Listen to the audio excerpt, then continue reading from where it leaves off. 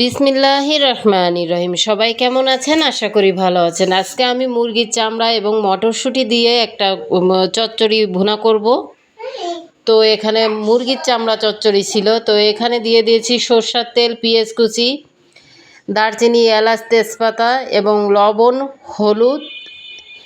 এরপর দিয়ে দিয়েছি আদা, রসুন, জিরা বাটা দিয়ে সুন্দর করে এটাকে নাড়াচাড়া করলাম।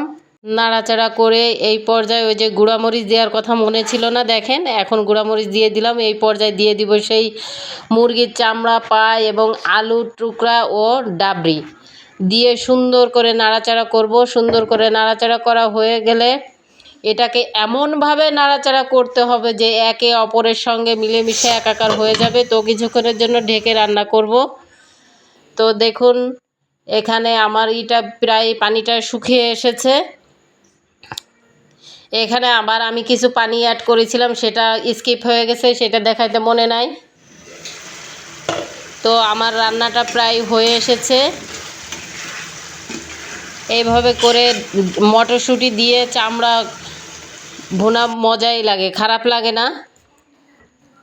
তো একবার এরকম করে খেয়ে দেখবেন, আশা করি ভালো লাগবে। সবাই ভালো থাকবেন। আল্লাহ হাফেজ।